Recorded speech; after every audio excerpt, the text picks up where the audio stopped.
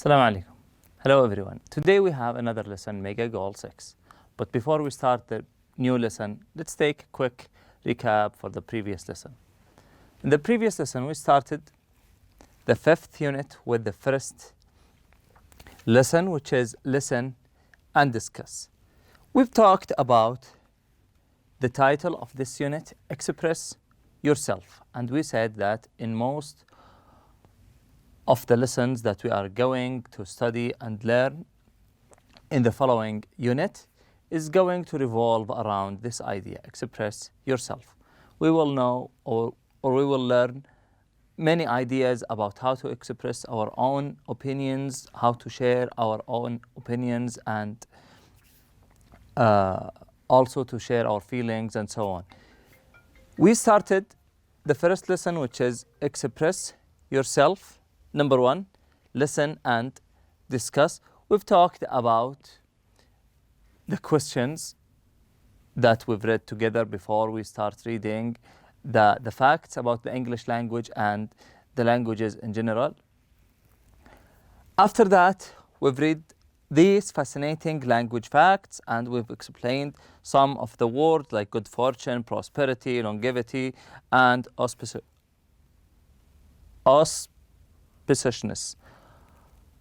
Then we went to the second page where we had 4, 5, 6, and 7. Then 8, 9, 10. We read each one of them. We explained some of the ideas. Then the last part was English language facts. We've read some of the facts or fascinating facts about the English language. Then after that, the last part was quick check, and it is divided into 2 parts, vocabulary and comprehension. In the vocabulary part, we've had 7 words that we explained their meanings and we matched them with their synonyms. We started with the first one, which is acquire, and we said if you acquire a language, that means you learn a language. Number 2, consecutive, which means one thing after another. The third word is currently, which means in the meantime. Number 4 is extinct, which means or refer to anything that is not existed anymore. For example, you say dinosaurs are extinct animals. After that, we have the word immense, which means huge. Number 6, routinely, something happens regularly. And the last word, solitary, alone, or lonely. And the answers for each one of them is as the following. After that, the second part of this exercise and the last part of the previous lesson is comprehension. We read all these statements. We've learned how to identify the correct and the false ones. And by following what? We've learned how to identify the false and correct or the true statements by doing the scanning. We find or we identify the key words in the statement. For example, in the first one, we have the word English and we have most spoken language. These are keywords in this statement. Underline these keywords and after that, go back to the essay or to the article or whatever you have and go scanning. After you scan, you will find the information you're looking for. Then you will know if it's true or false. If it's true, that's fine. Just put T or the word true. If it's false, write F, then rewrite the correct statement. And the answers for each statement in this part or in this exercise is as the following. Today on page 70, we have a grammar lesson. And this is the third lesson in this unit. In our lesson today will be divided into 3 parts. We will talk about each part. Then after that, we will have an exercise about this part. Then we will go to the second part. We'll have another exercise. Then we will finish the lesson with the third paragraph, the third part with its exercise. Number one, we have the first part of our lesson today, which is adjective clauses and relative pronouns. Now let's talk a little bit about the meanings of the words adjective clauses and relative pronouns. What is the meaning of the adjective clause? What is the adjective? Adjective is any word, or the adjective clause is a sentence that modifies the noun. For example, if we say, he is a tall person. Tall is an adjective. What is the rule of the word tall? It modifies the noun. It gives specific features for the noun. By using this adjective, we have known that he is a tall person. We have learned some of his features. So the adjective clause modifies the noun that comes before it. After that, we have relative pronouns. We have in this lesson, or we will focus on this lesson on the relative pronouns. They are the word who, which, and where. Who, which, and where. We use who to refer, or if we talk about people, and we use which if we talk about things or animals. Now let's go ahead and read the first idea. An adjective clause is a dependent clause that describes or gives information about the noun that comes before it. So this is an adjective clause. What is the rule of the adjective clause? It gives a description or information for the noun that comes before it. Okay? Where is the relative pronoun in this clause? It is the word who. Why did we use the word who? Because we are talking about a person. I know a person. So if we talk about people, we use the word who, or we can use the word that. Both are correct.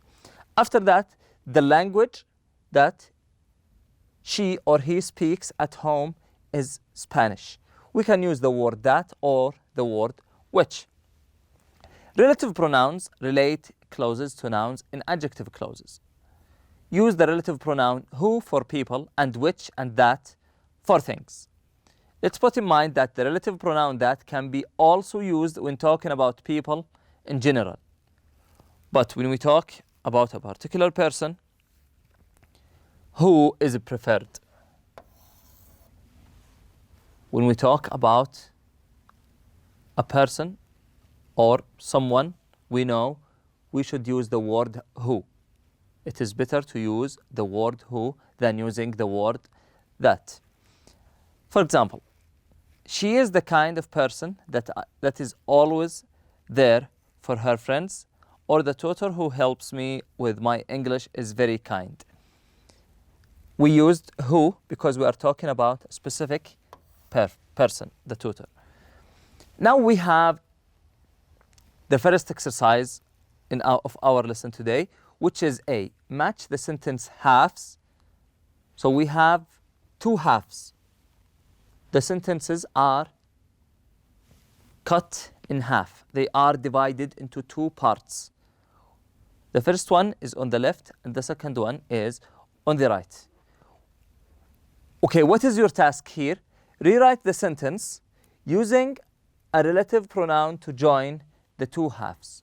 So I want you to combine these two halves together, match the suitable two halves together by using relative pronouns.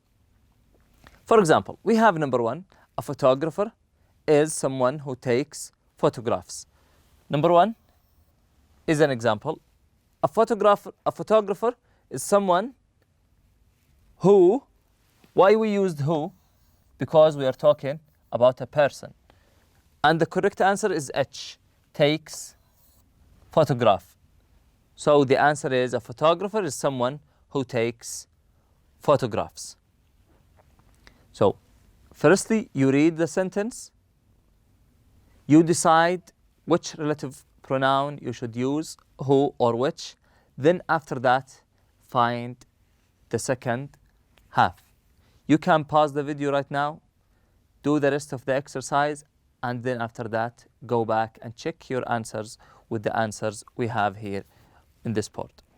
Number 2, a fashion designer is someone, okay, we have here a fashion designer. This is a job, so we're talking about a person. Okay, what does the fashion designer do? What does he or what does she do? The answer is G, creates clothing. So a fashion designer is someone who creates clothing. Number 3, a flag. So here we are talking about a thing. So which relative pronoun we should use? The proper answer is going to be which. Now we have to determine which one is the correct answer. So it's E. A flag is something which is a symbol of a nation. Number 4, a linguist is someone. Okay, here we are talking about a person. Okay, what does the linguist do? He is a person who studies languages. Number 5, a hammer is something which is used to put nails in a wall. Number 6, an exam is something which tests students' knowledge. Number 7, an electronic reader is something which lets you read books on a screen. Number 8, a vegetarian is someone who doesn't eat meat. Number 9, synonyms are 2 words which have the same meaning. And the last one, number 10, a dictionary is something which gives the meanings of words. Now let's go to the second part. Relative pronouns as subjects of adjective clauses. We've just talked about the relative pronouns and we've talked about the adjective clauses, but we talked about them in general. Now we are going to talk about the relative pronouns as the subject of the adjective clause. Relative pronouns can be the subject of an adjective clause. Relative pronouns that are followed by a verb are subject pronouns that are followed by a verb. For example, we have here, I am someone who loves. This is a relative pronoun that is followed by a verb. Subject pronouns must always be included. Subject pronouns must always be included. Why we should learn that, or why we should put that in mind? Because sometimes the relative pronouns, or it's fine to omit or take out the relative pronoun. It's fine not to say the relative pronoun. But in this case, when the relative pronoun is the subject of the adjective clause, it must be always included. We can't take it out. Okay, how to know that it is the subject of the adjective clause? It is always followed by a verb, like here. Who loves, that have. Now let's go to the first or to the second exercise. B, decide whether the relative pronoun can be omitted in each sentence. If it can, rewrite the sentence without it. If cannot, write no change. So we will read each one and we will decide if we can take out, if we can omit or remove the relative pronoun or not. If it's removable, we are going to rewrite the sentence. If it's not, we will just write no change. We have here an example. My sister never told me the reason that she called.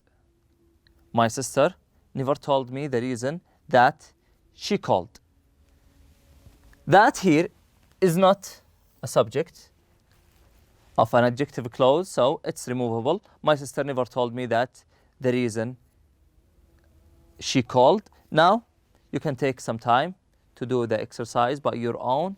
Try to determine which one or which relative pronoun is removable and which is not, and after that, come back and check your answers with us. Number 1, the bird that they saw in the museum is extinct. The bird that they saw in the museum is extinct. The word that here is followed by the word they. So it is not, or it's not followed by a verb. So it is not the subject of the adjective clause. So it's removable. The bird they saw in the museum is extinct. Number 2, Melissa cooks dishes that are incredibly delicious. We can't change anything here because the word that is followed by a verb. Number 3, that's not the book that the teacher asked us to get. We can remove the word that here because it's followed by a noun. Number 4, where is the food that I brought home from the restaurant last night? We have the same situation here. It's followed by a noun.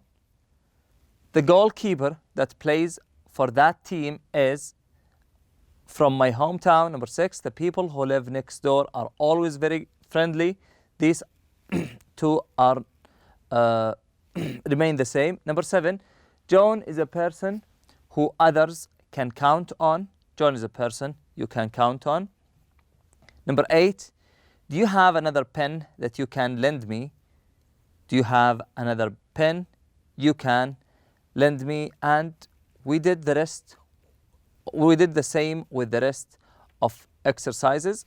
We've removed where it's removable and we keep it where it's the subject of the adjective clause. Now we have the third part of our lesson today.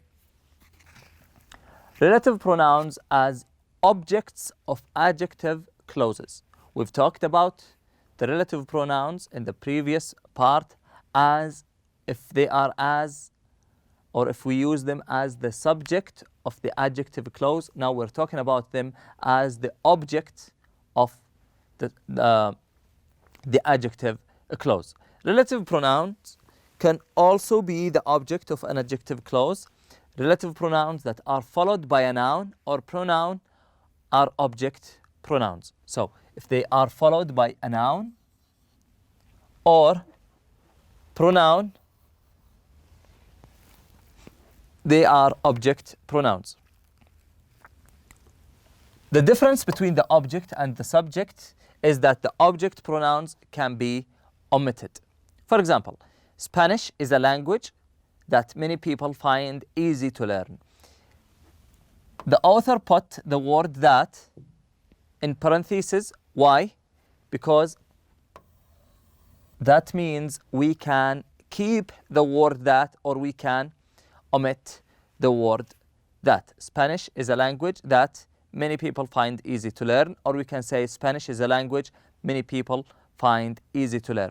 Number 2, there are many words which James mispronounces, or there are many words James mispronounces. Note whom is considered more correct than who when used as the object of an adjective clause. However, whom is very formal, so we don't use it in casual discussions and conversations. In casual speech, either who is used or the relative pronoun is simply left out. So we can say the teacher whom I like, or the teacher who I like, or the teacher I like best is my language professor. We have 3 options here: to say who or whom, or to leave, or to take the whole relative pronoun out. It becomes like the teacher I like best is my language professor. We have an exercise here. Combine each pair of sentences. Use the second sentence as the adjective clause. Now we have 2 sentences. We have here an example. I finally finished reading the book. This is the first sentence. You gave it to me. We have 2 sentences that we want to combine them together to make them one. Okay, how to combine these two sentences together? We will combine them by using the relative pronouns, who and which. Okay? And we will change a little bit in some of the sentences. For example, number one, I finally finished reading the book. You gave it to me. Becomes like I finally finished reading the book that you gave me. That you gave me. Number one, I saw the man. He stole the wallet. I saw the man. We can always use the word that, but which one is more appropriate? Who or which? We're talking about a man. So the answer is going to be, or we are going to use who. So the answer is, I saw the man, he stole the wallet. I saw the man who or that stole her wallet. Number two, the email didn't make sense you sent to me. We're talking about a thing. So which and that. We're going to use which and that. The answer is, the email which or that you sent me didn't make sense. You can pause the video right now and do the rest of the exercise by your own. Number three, we saw a film on TV last night. It was really depressing. So here we are talking about a film. It's a thing. So which is preferred? The answer is, we saw a film on TV which or that was really depressing last night. Number four, the man looked confused. He asked for directions. The man who asked for directions looked confused. Number five, this is the restaurant. We have eaten at the restaurant for 3 consecutive days. This is the restaurant which or that we have eaten at for 3 consecutive days. Number six, the article isn't in the newspaper. You want to read an article. The article which you want to read isn't in the newspaper. Number seven, she lost the necklace. She borrowed it from her mother. So the answer is, she lost the necklace which she borrowed from her mother. Number eight, I know the neighbors. They have 10 children. I know the neighbors who have or who or that have 10 children. Number nine, do you like the textbook? You are using it in that class. The answer, do you like the textbook which or that you are using in the class? Number 10, where can I find the supermarket? It sells organic fruits and vegetables. Where can I find the supermarket which or that sells organic fruits and vegetables? 11, you need to write a research paper. The paper cites at least 3 sources. You need to write a research paper which cites at least 3 sources. After that, we have exercise D. Exercise D is an exercise that you can do by your own, and the answers of each one or of each part in this exercise is going to vary from one person to another because they depend on your opinion of the situation. For example, number one is, I like to eat foods that are healthy. So what are we going to do? We will complete each sentence with an adjective clause. So we will use our own ideas. Number one, or the first example is, I like to eat foods that are healthy. We have 8 sentences that needs to be completed by using or with an adjective clauses.